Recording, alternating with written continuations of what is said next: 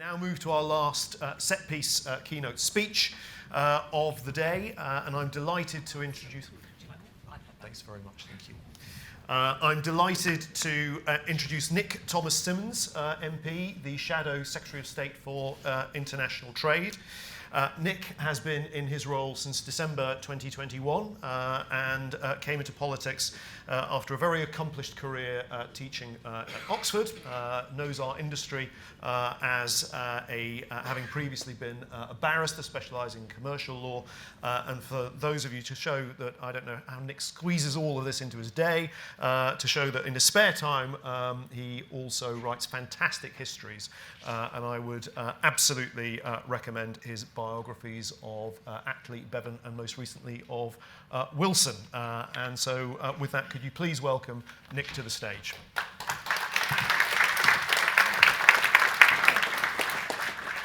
Well, thank you very much for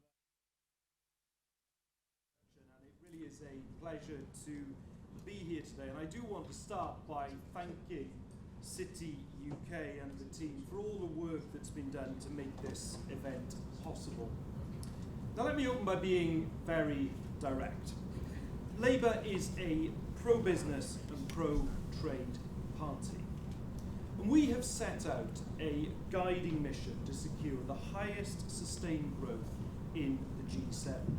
And that will be transformative to our national economy. Now before I go on, can I just check everybody can hear? Yes? Yeah, great, lovely. There we are, we will continue. But we are not naive in setting out that mission. We know it will be an enormous undertaking, and we know it will not be possible unless we can actually leverage the dynamism of our services sector. Now, as was kindly indicated in the introduction, in my previous career, I was a barrister, and as has been set out, I specialised in commercial law. And I was very proud to be part of our services sector, as I know so many of you in this room are too. And we know how vibrant and entrepreneurial this world can be. So please don't be in any doubt. I get it and I celebrate the vital role that you all play in our economy.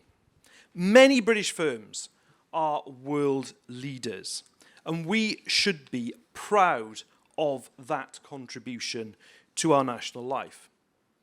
But yet, all too often, when people talk about British economic growth and exports, they often think hard hat only and fail to properly focus on the vital role that our services sector plays.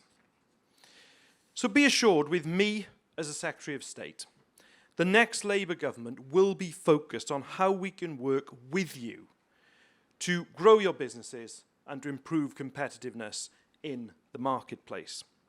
In fact, I had a hugely positive breakfast last month with City UK, meeting with organisations from the world of banking, from insurance, professional services, law, management consultancy, and many more besides. And I was very impressed by the way that businesses are adapting in a rapidly changing world. And I hear time and time again that Britain can be a fantastic place to do business and to invest. But I also hear how so many of you face ever more challenging operating environments, and how the political instability of the last year has made that situation even more difficult. And frankly, forget the politics. As a patriot, I was appalled to see the economic carnage that was created by the government last year with the financial crisis and the plunging pound over the autumn that has created a mortgage premium that's hammered the living standards of people up and down the country in my constituency in South Wales and beyond.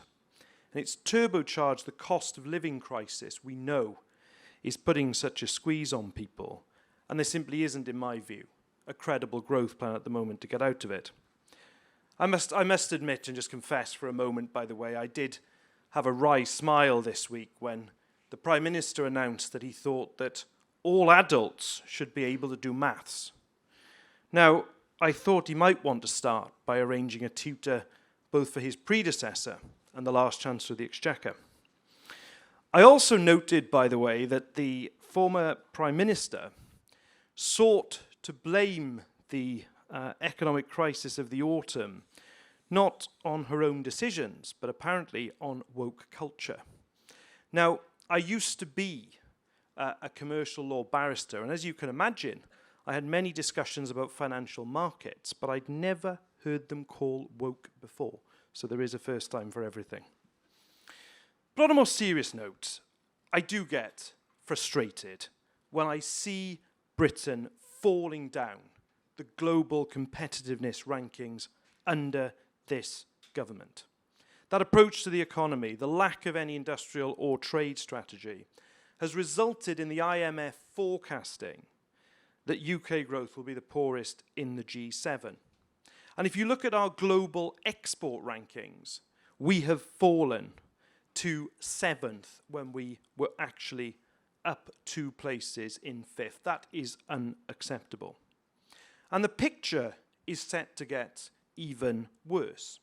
The OBR has predicted that this year, 2023, exports will fall by 6.6%, which is a hit of over £51 billion to our economy.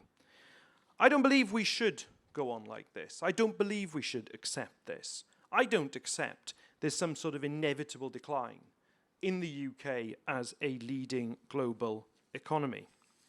But ultimately, I also know it won't be politicians like me that deliver exports and growth. It will be our business community that does it. And that means building on our deep and long-standing strengths in the services sector.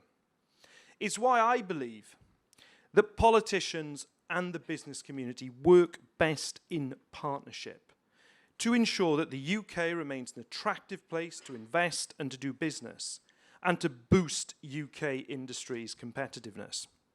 Now, at the City UK breakfast that I was delighted to attend, there were a number of key themes that I took away to help achieve that. And I want to continue to work on them with all of you as we prepare our policy platform over the next 18 months. I know many of you are concerned with regulatory reform.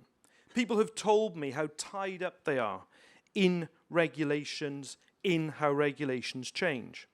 So we want to streamline this, to deliver the protections that consumers need, but to give you the flexibility to act quickly. On data, we know that this will be the cross-cutting agenda at the forefront of global economic change. And I am looking at how we build in effective data agreements to our trade policy that at least have a hope of keeping up with technological change.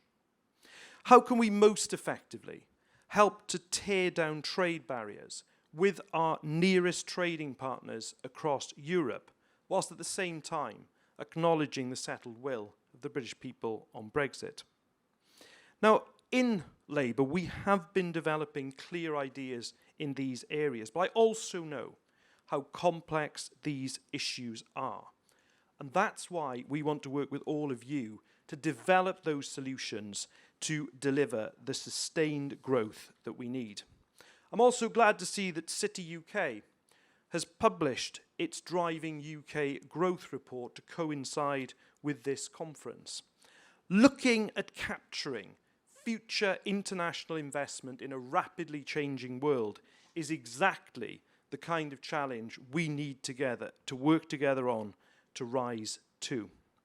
It's also why we in the Labour Party have been working on an industrial strategy that will play an important part in delivering the certainty and the stability that so many businesses that I've spoken to have asked for. We are determined to help UK businesses lead the world in the green transition. And in so many ways, I believe the British business has been way ahead of the government on this. Take areas like green finance, corporate carbon neutral commitments, driving tech innovation, and brokering international energy deals. It is many of you in this room that are helping to lead that charge. But we also know that the starting pistol for a global race on this transition has already been fired, and the UK government is not even at the starting blocks. The scale of change that is being driven by the Inflation Reduction Act in the US and the likely response from the EU is going to be epoch-defining. It creates enormous challenges and opportunities, but our government has failed so far to even be in the room, let alone step up and show similar leadership. It's why another of Labour's 5 missions is to make Britain a clean energy superpower, to create jobs, cut bills, and boost energy security with zero carbon electricity by 2030. And I want to work with all of you to secure Britain's place as a world leader and leverage investment right across the country. And part of the reason that I am so passionate about these issues is it can be an engine to deliver the good jobs of the future right across the UK. And when I think of the South Wales Valley that I grew up in, I've seen whole communities that have been changed by the power of exporting. I've seen lives transformed by the opportunity a good job provides in key export sectors. So Labour will be an active government with a modern industrial strategy that secures our place as a world-leading economy. And it's why I, as the Trade Secretary, will establish climate export hubs in every region and nation of the country to help take British climate expertise and sell it to the world. But that desire to see the whole of the UK benefit from exports should never be confused with us talking down London or the sectors that we should champion. We must always remember financial services and other sectors have a vital footprint in communities right across the UK. Now, I want us to learn and build on this example. So as we embrace this time of huge global change, I will continue to set out a proud case for the United Kingdom as a global leader. Thank you very much.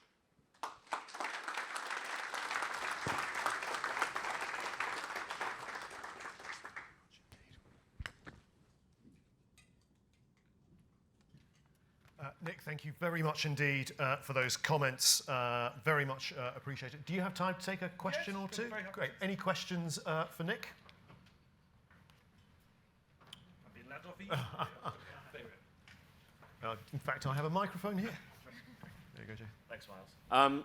Nick, thanks very much. It was really interesting to hear about your climate hubs and taking that innovation to the rest of the world. We've heard this morning from a lot of companies here about ways that we're helping our clients all over the world, not just in the UK, but globally, to decarbonise.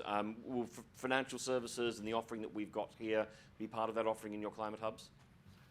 Yes, so the climate... Yes. Can everybody hear me? Is that okay? Yes, great. Yes is the straight answer to your question. And as I was indicating in my speech, when we think about services, we tend to think of the city, but actually services have a footprint right across the UK. And I'm one of those people who strongly believes in building on historic strengths. And we have a remarkable services sector. I worked in it for 11 years and was very, very proud to do so. So the way the climate export hubs will work is the plan is to have one in every nation and region. I jointly announced one with the Welsh Government only a few weeks ago. And we'll be looking to co-locate them with universities, with innovators, where there's a devolved administration, whether that's a mayor in England or whether it's the devolved administrations in Scotland, Wales, and indeed Northern Ireland too, then we would obviously look to co-locate. And it would be, yes, to promote climate technology, but also it would be promotion of goods and services. There is no tension between those two things. We want both of our great export forms, whether it's in services and in goods, to be going up, because export-led growth is one of the strongest, most sustained ways that you can generate growth. So it will very much be a priority both for the hubs, but also for me as the Trade Secretary. I think we've got time for one more question very briefly. No, looks like Nick may be getting off lightly. Great. Brilliant. Just to say thank you very much, and just to say thank you to everybody. Greatly appreciated. Thank you. Thanks very much, Nick.